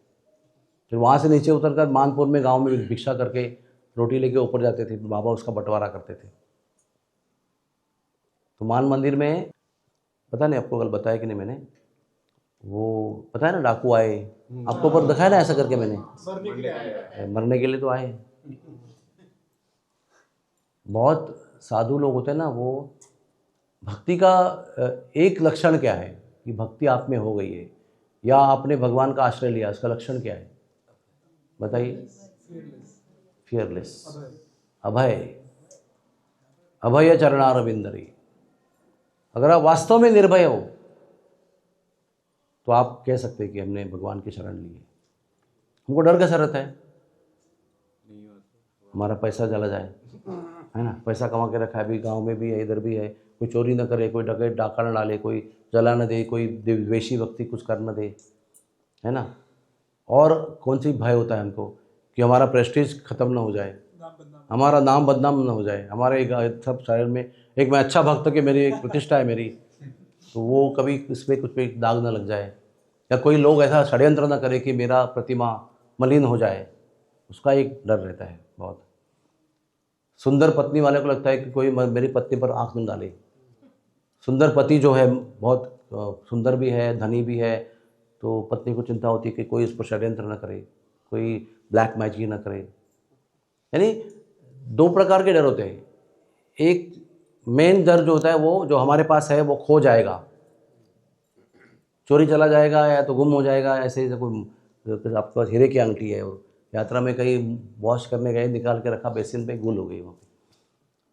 तो अधिकतर हमारा जो भय होता है ना वो खोने का होता है कि मैं खो ना जाऊँ। और कभी कभी डर लगता है कि मैं मेरी जवानी खो न जाऊँ, मैं बुढ़ा हो जाऊँगा तो यार यौवन खत्म हो जाएगा, उसका भी डर रहता है। अपनों को खोने का डर रहता है कि भाई कोई प्रिय व्यक्ति न चले न जाए। तो ये सारे प्रकार के भय जो है ना, तो सबसे बड़ा भय होता है मृत्यु का। स्वस्थ व्यक्ति को रोग का भय रहता है, प्रसिद्ध व्यक्ति को मान हानि का डर रहता है, धनी व्यक्ति को धन खोने का डर रहता है ना। सबसे बड़ा डर मरने का होता है कि मर जाऊंगा। मरने में कई डर होते हैं, एक शरीर नष्ट होने का डर रहता है, एक परिवार को खोने का डर रहता है, एक धन संपत्ति खोने का डर रहता है, बहुत सारे डर एक से एक डर में सम्मिलित हैं। ये सारे भय से राधा और कृष्ण के चरणों का आश्रय लेके हम मुक्त हो सकते हैं। वो व्यक्ति किसी भी चीज से डरता नहीं है। भजहु रे मन श्रीनंदन नंदन अभय चरणारविंदरे। और कोई भी चीज़ ऐसी नहीं है जिससे आप भय मुक्त हो सकते हो। कोई ऐसी पॉलिसी नहीं है इंश्योरेंस की, कोई हेल्थ इंश्योरेंस, कोई प्रॉपर्टी इंश्योरेंस, कोई मोबाइल इंश्योरेंस, कोई इंश्योरेंस नहीं है। वो फिल्म स्टार लोग हैं ना, अपना गाल का भी इंश्योरेंस करते हैं, अपना कान का भी इंश्योरेंस करते हैं, अपने आँखों का भी इंश्योरेंस करते हैं, पलकों का भी इंश्योरेंस करते हैं। उनका हर एक होठों का, बॉडी का और प्राइवेट पार्ट्स का सबका इंश्योरेंस होता है। क्योंकि कभी शूटिंग में कुछ जल गया समझो, तो होठ जल गए समझो, तो उनको करोड़ों रुपए मिलता है इंश्योरेंस का। हाँ, बहुत होशियार होते हैं वो लोग, क्योंकि उनको पता है हमारा सारा अस्तित्व इसमें है, सारा धन हमारा जो भी है वो हमारे सौंदर्य में है। तो शरीर के हर एक अंग का इंश्योरेंस बनाते हैं। डर रहता है कि ये कहीं नष्ट न हो जाए। अगर मेरा समझो कंठ जरा मेरा समझो खत्म हो गया तो मैं क्या सेवा करूँगा? कोई गायक होगा तो क्या सेवा करेगा? तो कंठ का भी वो इंश्योरेंस निकालते हैं। और कंठ का कैंसर हो गया तो उनको उसका पैसा मिलता है, क्योंकि उनका सारा अस्तित्व, आमदनी सब उसके पर डिपेंड है। तो उसका इंश्योरेंस बनाते हैं कि अगर वो नष्ट हो गया तो फिर बहुत धन मिलेगा तो जीवन चला सकेगा। तो दुनिया में कोई इंश्योरेंस नहीं है एक्चुअली स्पीकिंग जो आपको इनसे बचा सकता है। एक भगवान के चरणों का सहारा है, एक ही सहारा है। बाकी सब सहारे हम लेते हैं, वो कुछ समय के लिए होते हैं, ख़त्म हो जाते हैं, निष्प्रभ हो जाते हैं, यूजलेस हो जाते हैं। एक बार चित्ता आने की संभावना थी वहाँ पर, ऐसा कुछ खबर आई थी कि चित्ता आया हुआ है। तो ये लोग पहाड़ पर थे, महाराज भी थे हमारे। तो वो बाबा जो है वो एक स्टिक लेके, उधर कोई झोपड़ी वोपड़ी थी नहीं उस समय, ओपन एयर में चांदनी में सोते थे। अभी तो कमरे वमरे बने उधर, तो उस समय पर कुछ नहीं था। शेर भी आते थे, तो शेर आने का संभावना थी, यानी खबर मिल गई थी। तो हमारे महाराज ने उनको पूछा, आप एक डंडी लेकर शेर को क्या करेंगे? शेर आएगा तो डंडी क्या काम की है? वो कहते कि मैं मेरा काम कर रहा हूँ, बाकी राधा रानी करेगी। I am doing my what ever I have defence. ऐसा नहीं कि मैं कुछ भी नहीं करूँगा, लेकिन मैं अपना प्रयास करूँगा। मेरे पास डंडी रखा है मैंने, देखूँगा क्या होता है। इतना भक्ति का प्रभाव है कि डाकू लोगों ने कई सालों का अड्डा बना के रखा था, वो डाकू लोग चले गए। और एक निहत्ता कोई बल है उसके अंदर, साधु ने अपने भक्ति के बल से उनको परास्त कर दिया। सब अपना बुढ़िया बिस्तर लेके चले गए और इतना बड़ा महान अभिमान मंदिर प्रसिद्ध हो गया। मान मंदिर का छुपा हुआ गौरव जो है वो बाबा महाराज ने प्रकट किया अपने भजन से। संतों के भजन से ठाकुर जी का गौरव भी प्रकट होता है, धाम का गौरव प्रकट होता है, लोगों को प्रेरणा मिलती है, लोगों का जीवन परिवर्तित हो जाता है। ये उसका प्रमाण है। वो जब भाग के आए थे घर से, 3 बार घर से भागने का प्रयास किया, बचपन से भाग रहे घर से। का जन्म भी ऐसा हुआ था कि ये उनको कन्या थी, यानी उनके माता पिता को, शुक्ल उनका नाम था पिताजी का, माताजी का हेमलता देवी माताजी का नाम था, पिताजी का कुछ नाम था भूल गया मैं। तो वो ना रामेश्वर में गए थे व्रत करने के लिए, पुत्र प्राप्ति के लिए। तो उसके बाद में उनको पुत्र प्राप्ति हुई। उनका नाम रखा गया रामेश्वर प्रसाद, तो प्रेम से उनको रमेश बुलाते थे। तो बचपन से इनको घर में कोई इंटरेस्ट नहीं किस चीज़ में। छोटी अवस्था में 11 वर्ष की अवस्था में वो भारत में संगीत गोष्ठी में चैंपियन के रूप में उनको अवार्ड मिला। इतने संगीत में वो कुशल थे, गाने में, हर चीज़ में, संगीत के हर एक अंग में। 12 वर्ष की उम्र में वो भारत के अखिल भारत संगीत जो कुछ प्रतियोगिता थी उसमें वो चैंपियन के रूप में अवार्ड मिला उनको। लेकिन उनको संसार में रुचि नहीं थी, तो 3 बार घर से भागे वो। एक बार भागे तो टीसी ने पकड़ के वापस कर दिया घर पे, दूसरी बार भागे तो कुछ हादसा हुआ, तो चौथी बार वो सफलता से घर में भाग गए। और भाग के चित्रकूट के जंगल में गए, वहाँ पर अकेले चित्रकूट जंगल में भगवान को पुकारते थे। फिर यहाँ पर आए किसी के सहारे और बहुत धुआंधार प्रवचन किए। एक दिन लगा उनको कि मैंने दिन में 6 प्रवचन किए, लेकिन हृदय मेरा एम्प्टी है, ऐसे ही मैं तोतागिरी कर रहा हूँ। उनको लगा ये सब बकवास है, मुझे भजन करना है और कुछ आध्यात्मिक सब्सटेंस मुझे निर्माण करना है। तो सब छोड़ छाड़ के वो मान मंदिर पहुँच गए। और मैंने बताया वहाँ पर कैसी अवस्था थी। इसके बाद में घनश्याम बाबा के कहने से हमारे गुरुदेव वहाँ पहुँचे। उन्होंने कहा कि वहाँ पर उनसे मिलो, उनके साथ रहो, आपको राधा रानी कृपा करेगी। तो 6 महीना वहाँ पर रहे, तप करते हुए, भिक्षा करते हुए। तो वहाँ के जो लोग हैं वो कहते हैं कि जब वो आए थे तभी इनकी आंखों में खोज थी कि कुछ खोज रहे हैं। आज जब आते हैं तो उनकी आंखों में जो खोज रहे थे वो मिल गया, ऐसी भावना है। ऐसे वहाँ के लोग, वो भी अभी 17 साल के हो गए, तभी उनके उम्र के थे वो जवान। तो बहुत बढ़िया बढ़िया आनंद रहा है उनका। एक बार उनको दस्त लगे थे महाराज जी को, तो इतने दस्त लग रहे थे कि वो उठ ही नहीं पा रहे थे, वही दस्ती हो रहे थे, वही पड़े दस्त निकल रहे हैं। तो ऐसा डिहाइड्रेट हो गए थे, इतना कमज़ोर हो गए थे कि उठ ही नहीं पा रहे। उसमें सांप आया, ऐसे खड़ा हो गया ऐसा फना तोड़ के, और ये पड़े हुए हैं दूध मोशन में। तो राधा रानी को प्रार्थना किया उन्होंने कि आपको मारना है तो मार दो, बचाना है तो बचा लो। सांप बहुत देर देखता रहा, बहुत देर तक देखता रहा, फिर चला गया। वो उस गुफा में हुआ था जहाँ पर राधा रानी रूठ के बैठती है। अद्भुत स्थान है बहुत। कैसा है ना, जब संत लोग रहते हैं ना तो वो स्थान का गौरव प्रकट हो जाता है। मुझे भी सबसे पहला जो कहते हैं ना स्ट्राइकिंग द कॉर्ड, हाँ एक होता है ना, हम लोग बहुत जगह घूमते हैं लेकिन कुछ जगह हृदय का तार छिड़ जाता है। तो ब्रज में पूरी यात्रा करके हम लोग एंड में वहाँ गए थे, और वो वहाँ पर जो तार छिड़ा है ना, अभी भी छिड़ा हुआ है, अभी भी टिंग टिंग टिंग बज रहा है वो। 86 की बात है ये, 40 साल पहले की बात है। वो भूल नहीं सकते अभी कभी वो जो प्रसंग था हमारा। तो आज भी हमको जो कृष्ण की अनुभूति होती है वो पूरे ब्रज में सबसे अधिक वहाँ होती है जहाँ पर हम लोग पहले गए थे, घेवर कुंड के किनारे। जो कहाँ हम कल गए थे ना, वहाँ के बाजू में वो कुटी थी। अब सब नज़ारा बदल गया है, भाई हमारे हृदय में उसका इमेज है जो पहले था उधर। वहाँ बैठकर हम लोग कीर्तन करते थे हर कैंप को शाम को। जैसे कल गए थे हम लोग, वहाँ पर हर शाम को हम लोग बाबा जी के पास बैठते थे और वो हमको सुनाते थे, और वो हमको देखकर अनुवाद भी करते थे बीच बीच में, इंग्लिश में, हिंदी में, इंग्लिश में करते थे, क्योंकि वो ब्रज भाषा में थे। तो हम समझते थे कि ये गाते तो है लेकिन हम इसलिए उसको एक्सप्लेन भी कर रहे हैं। उनका बड़ा आशीर्वाद है, उन्होंने बहुत गाइडलाइंस दी हमको, इसलिए हमारा कैंप शुरू हुआ।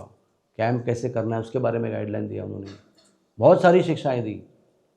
उनके द्वारा कहे गए कई सारी चीज़ें हम लोग अभी भी फॉलो कर रहे हैं। फॉर एग्जांपल उन्होंने कहा हरिनाम कीर्तन के बिना कैंप मत करना। सारे सेवाओं की जो सफलता जो है वो हरिनाम के अंदर है। उन्होंने बहुत भयंकर श्रेष्ठ काम किए यहाँ पर। जैसे फॉर एग्जांपल सबसे पहले उन्होंने घेवर वन का आंदोलन किया, क्योंकि लोग पेड़ काट रहे हैं सब। पूरा घेवर वन तो पेड़ों के लिए, सघन वृक्षावली के लिए प्रसिद्ध है, उसी को काट कर लोग, माफिया लोग लेके जा रहे थे। तो उन्होंने 46 साल लड़ाई लड़ी, 46 ईयर्स, तब जाकर, जिसपे अनेक प्रकार से लड़ाई किया उन्होंने। उसके बाद में वो वन विभाग में प्रविष्ट हो गया, घेवर वन यानी प्रिजर्व्ड लैंड हो गया। अब यहाँ पे काटना अपराध है, गुनाह हो जाएगा। इस तरह से वन वर्ग में उसको वर्ग कर दिया उन्होंने, फिर उसको डेवलप किया। जो हम लोग कल गुजर रहे थे ना, उसमें म्यूजिक चल रहा था, मैं आपको ले नहीं पाया अंदर, जाके अंदर लेके जाना मुमकिन नहीं था मेरे लिए। वो जो पूरा फेंस्ड एरिया है ना, वो घेवर वन करके मेंटेन किया उसको। वैसे ही गलियाँ बनाई हैं, वैसे ही वृक्ष लगाए हैं। वहाँ की रज जो है ना बहुत ज़्यादा पवित्र है, क्योंकि वहाँ पर राधा रानी और कृष्ण का निकट निवास का, लीला का स्थान है। तो वो लड़ाई 46 ईयर लड़ी। उसके बाद में पहाड़ों की लड़ाई लड़ी। क्या लड़ाई लड़ी? सब जो बिल्डिंग वाले हैं ना, वो पहाड़ तोड़ तोड़ कर लकड़ी इकट्ठा कर रहे हैं। नहीं, क्या करते हैं उसको, पत्थर इकट्ठा कर रहे हैं। क्या कहते हैं उसको, पत्थरी होते हैं ना, वो क्रशर से क्रश करते हैं उसको। हाँ हाँ, पाउडर भी बनाते हैं, थोड़ा स्टोन भी बनाते हैं। अभी वो कहते थे, बाबा कह रहे थे कि ये ब्रज के पर्वत जो है ना, वो लीलास्थलियाँ है, वो ऑर्डिनरी माउंटेन नहीं है। आप ब्रज के बाहर जाके तोड़ो ना, लेकिन ब्रज के ही वो काम्य वन के और यहाँ के सखी गिरी के, यहाँ के ललिता के सखी गिरी यहाँ पर एक है, उसको भी कितने गड्ढे बना के रखे, सुरंग डाल के छोड़ते थे उसको। उसका भी उन्होंने अनशन आंदोलन किया और वो भी बंद हो गया। सेकेंड लड़ाई, थर्ड लड़ाई उन्होंने लड़ी कई सालों तक जमुना जी को शुद्ध करने के लिए। तो एक समय ऐसा आया कि समझा ही नहीं लोगों को कि दिल्ली में से जमुना जी को डाइवर्ट करके पंजाब हरियाणा में लेके जा रहे हैं, और 150 किलोमीटर तक जमुना जी खाली है, पूरा ड्राई एरिया है, और वहाँ से आगे लोगों का मल मूत्र जो है वो डाला जा रहा है, वही जमुना नदी बनकर वृंदावन में प्रवेश कर रही है। 150 kilometre no Jamuna only, no water only. एक जगह से धो गिर रहा है, और वो फिर आगे बारिश का पानी वगैरह मिलकर जमुना नदी के रूप में वृंदावन में आ रहा है। यहाँ के ब्रजवासियों को पता नहीं था, वो उसको लेकर राधा रमन जी का, वल्लभ जी का, बांके बिहारी का अभिषेक कर रहे हैं। लोग स्नान कर रहे हैं, आचमन कर रहे हैं, क्या क्या नहीं कर रहे हैं उस जल के साथ ऋषि घाट पे। तो उसका आंदोलन किया। अभी भी वो पूरा सफल नहीं हुआ, लेकिन बहुत सारा हो गया है। अभी पानी जमुना जी का बहुत अच्छा है, और उसमें ऐसे कहते हैं कि जमुना जी का पानी इतना खराब हो गया था, वो जो उनका है ना टेक्निकल अंडरस्टैंडिंग से, प्रचंड खराब हो गया था। प्रचंड यानी प्रचंड। कई लोग आचमन करके हॉस्पिटल में भर्ती हो गए, कई बार हल्ला मचा, न्यूज़ में, चैनल्स पे, यूट्यूब पे, सब जगह पे। कई करोड़ रुपए आ गए, सब खा गए, कुछ नहीं किया। उस ज़माने में 300 करोड़ आए थे। अभी 300 करोड़ इतना वैल्यू नहीं, उस ज़माने 300 करोड़ बहुत बड़ी थी। सारे जितने भी आ गए सब खा गए। अभी योगी सरकार ने आकर बहुत कुछ किया, और आखिरी उनकी लड़ाई है गौवंश की रक्षा करने के लिए। वो अभी भी योगी जी वहाँ मिलने आते हैं, बहुत उनको, कई बार आते हैं। योगी जी ने वो पहाड़ दे दिया उनको।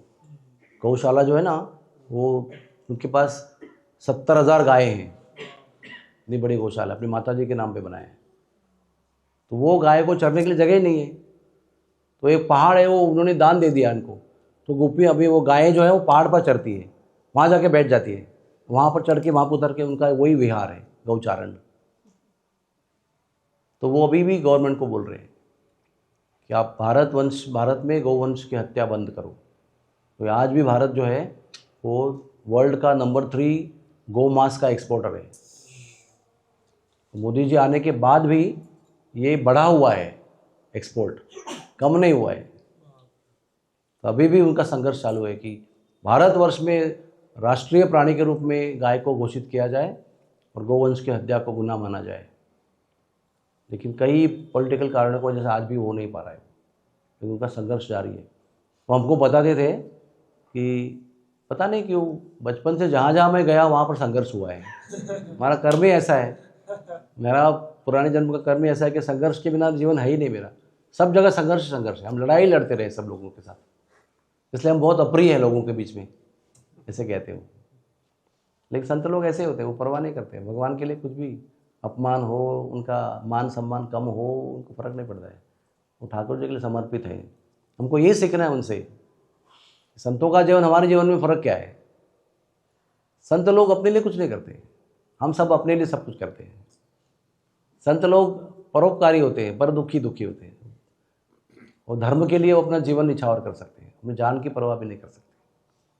उनको कितनी बार विष खिलाया गया, उनके खिलाफ क्या क्या किया गया, उनके घर पे उधर गोलाबारी की गई, अनंत संघर्ष हुआ है। हम लोग तो खाली लीला सुनते हैं, मोर की लीला सुनते हैं, हाँ राधा रानी की लीला सुनते हैं, बड़ा आनंद आता है। उसके बैकग्राउंड में पीछे क्या होता है, प्रचंड संघर्ष है। वो ये लोग इतनी सेवा करते हैं बाबा के निर्देश में, तो बहुत लोगों को एनवी हो गई, तो बहुत युद्ध हुए, वहाँ पर गोलाबारी हुई है। एक व्यक्ति को वो गोली मार रहे थे, तो घर बंद कर दिया उन्होंने, तो उन्होंने क्या किया, दरवाजे के होल से बंदूक की संगीन घुसाई। तो उसी समय पर एक लड़का आया देखने के लिए घर से, तो गोली मारी तो उसकी आंखों में लगी और आंख उसकी चली गई। तो उसका आंख का इलाज करने के लिए भक्ति विधान में आए थे वो। तो जहाँ पर भी हम लोग कल गए थे ना, वो तो घर है महाराज जी का, वहाँ जाते थे महाराज, उस घर में भी गोलाबारी हुई है। ये गायों को उठाने के लिए कितने लोग यवन लोग आते थे, फिर उन्होंने उनके पास भी बहुत सारी बंदूकें रखी, उधर भी युद्ध होता है कई बार, अभी बंद हो गया। पहले ये लोग रात को ट्रक लेके आते थे गायों को उठाने के लिए, उनके पास गायें हैं तो उठाने के लिए आते थे, तो उनको भी लगा कि हमको भी स्वस्थ रखना चाहिए। अभी उनके पास बहुत बंदूकें हैं, पैरा है, कभी भी आएगा तो उड़ा देंगे उसको, क्योंकि अगर 60,000 गायों को संभालना है तो उनको चोरी से बचाना भी है ना। और कई गायें जो है वो चोरी से बचाई हुई है, रास्ते में युद्ध करके सेव करके लाया हुआ है। उधर गौशाला में 1 वे एंट्री है, गायों को वापस ले सकते आप।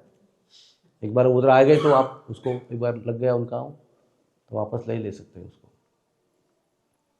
तो कोई भी धर्म का कार्य करने के लिए ये अधर्म की भूमि में बहुत संघर्ष करना पड़ता है। जैसे भौतिक जीवन में भगवान का नाम लेने के लिए भी बहुत संघर्ष करना पड़ता है, मन नहीं करने देता आपको। उसी प्रकार से धर्म का कार्य करने के लिए भी भौतिक दुनिया में कलयुग में बहुत कष्ट, संघर्ष और यातना सहन करनी पड़ती है। और ठाकुर भक्ति विनोद कहते हैं कि आपकी सेवा में जो संघर्ष, कष्ट, यातना, पीड़ा होती है वो मेरे लिए अविद्या नाश और कृपा का ही स्रोत है। तुम्हारी सेवा जत दुख होए जत होई तो परम सुख।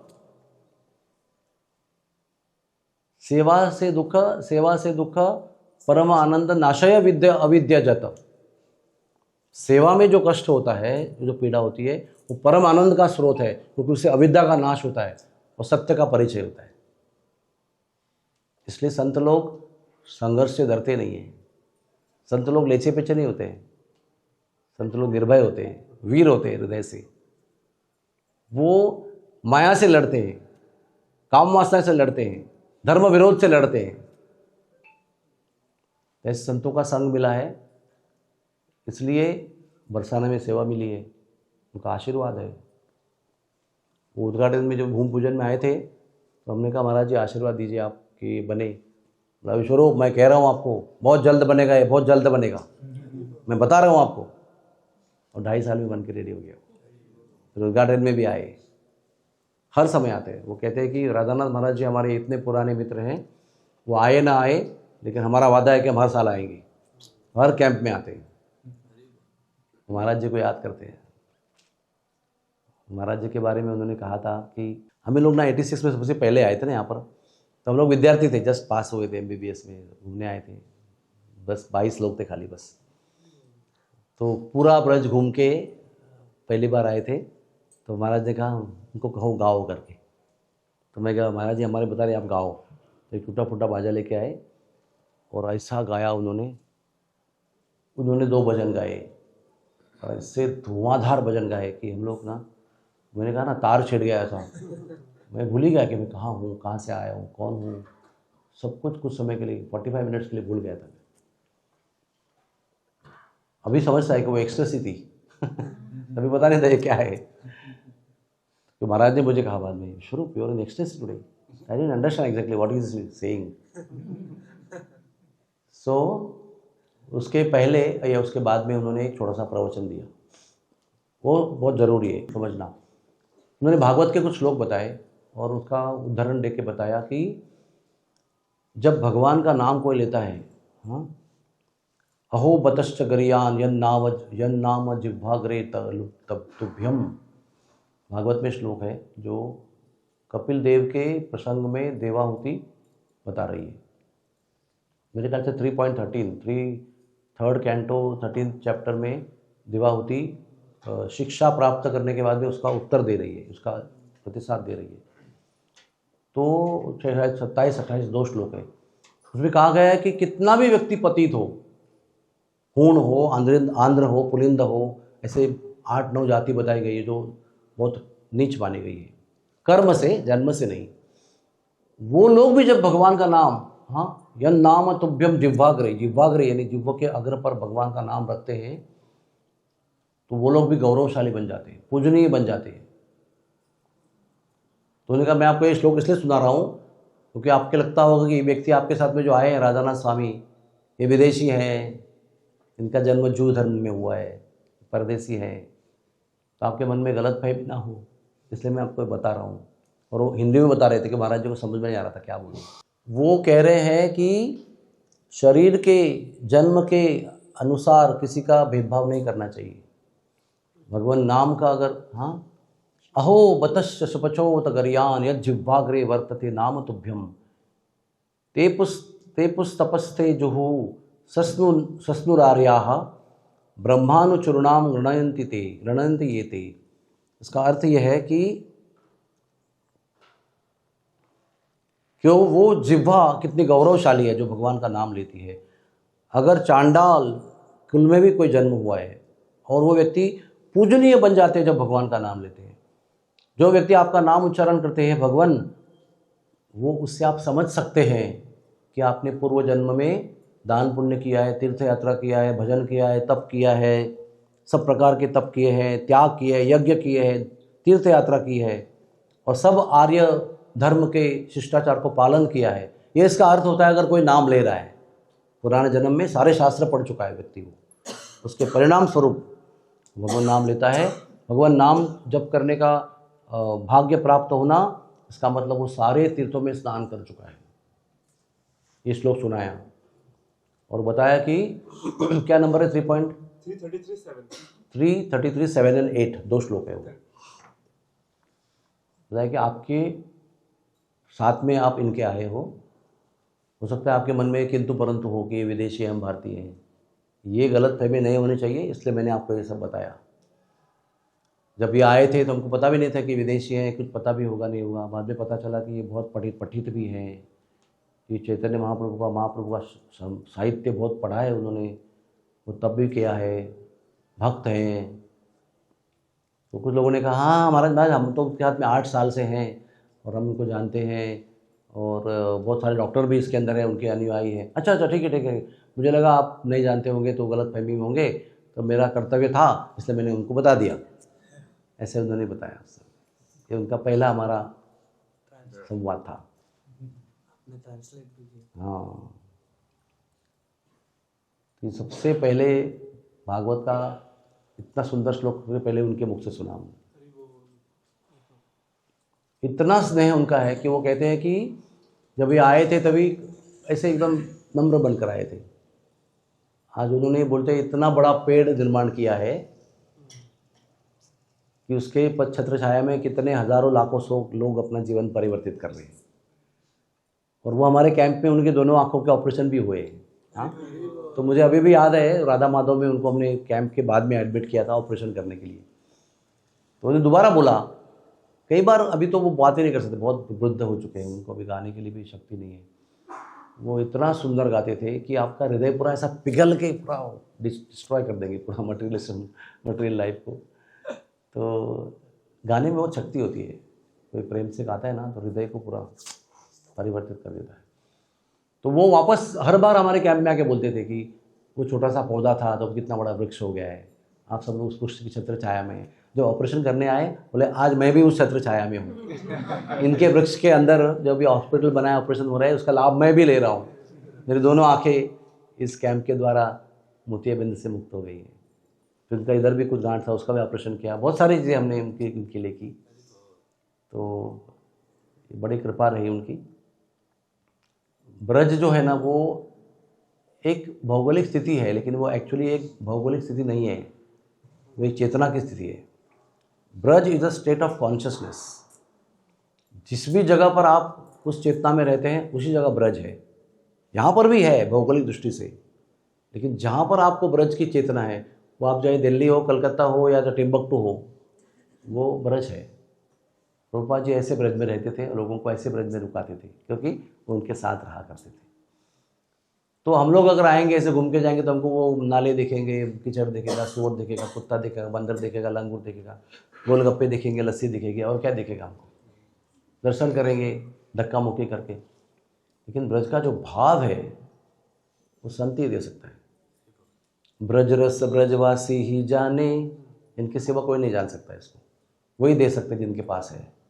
बाकी किताब पढ़ने से, रटने से, सूर्य याद करने से कुछ नहीं होता है। जब संत की कृपा होती है, ब्रजवासी की सेवा होती है, तब ब्रज का भाव प्राप्त होता है। भक्ति भाव भी एक विशाल सागर है, उसके अंदर भी ब्रज भाव एक बहुत ही क्या कहते हैं कॉन्सेंट्रेटेड संपृक्त विषय है। ब्रज भक्ति, ये भक्ति में भी एक बहुत पीएचडी का विषय है। ब्रज की भक्ति डिफरेंट है, जो गोपियों ने की, जो बाल बालों ने की, जो ब्रजवासियों ने की, जो अनुभव किया ब्रज का आनंद, वो डिफरेंट है। हम भी प्रेम का अनुभव करते हैं, लेकिन ब्रजवासियों का प्रेम का अनुभव डिफरेंट लेवल पे होता है। तो ब्रज भक्ति ऐसा विषय है जो ब्रजवासियों की सेवा से ही प्राप्त होता है। इसलिए हमने ये सेवा का प्रकल्प किया है, ताकि ब्रजवासियों का, जो राधा रानी के बड़े प्रिय हैं, उनका हमारा संपर्क हो। और बाबा भी जन्म से ब्रजवासी नहीं है, वो इलाहाबाद का जन्म है उनका, तो वो आज भी ब्रजवासियों का बहुत सम्मान करते हैं। ब्रजवासियों को बताते हैं इनका अपराध नहीं करना चाहिए, मैं बाहर का हूँ ऐसे बताते हैं, लेकिन हृदय से उनके सब ऐसा ब्रजवासी कोई नहीं है, लेकिन फिर भी ब्रजवासियों को बहुत सम्मान करते हैं। वो सब ब्रजवासी उनको मानते हैं। वो शुक्ल ब्राह्मण हैं इलाहाबाद के, यूपी के। तो आप सब लोगों को बधाई हो, आप सब लोग वृंद बरसाने में आए, वृंदावन के हार्ट में आए, और संतों की कृपा है। तो आप सभी से भाव से दर्शन करो, कोई इंद्रिय भोग की कामना मत करो, प्रणाम करते रहो, प्रार्थना करते रहो, पुकारते रहो, नाम लेते रहो, राधा रानी की कृपा की याचना करो, तो जीवन धन्य हो जाएगा। और जीवन में क्या है, जो भी कमा रहे हैं सब नष्ट होने वाला है। जिसके लिए झगड़ा कर रहे हैं, संघर्ष कर रहे हैं, हाँ, दोस्तों को परिवार के साथ में विभक्त हो रहे हैं, झगड़े हो रहे हैं, खून खराबे हो रहे हैं, ये सब के लिए, ये सब को संघर्ष करके क्या मिलेगा अल्टीमेटली? वो चीज़ भी आपको छोड़ के चली जाएगी। संघर्ष करना चाहिए, भक्ति के लिए करना चाहिए, भगवान नाम के लिए संघर्ष करना चाहिए, मन के साथ लड़ना चाहिए, विकारों के साथ लड़ना चाहिए, ताकि भक्ति प्राप्त हो, जो कोई छीन नहीं सकता आपसे, जो कभी नष्ट नहीं हो सकता है समय के प्रभाव से। तो आपको बहुत बहुत धन्यवाद है। Thank you very much. Hare Krishna.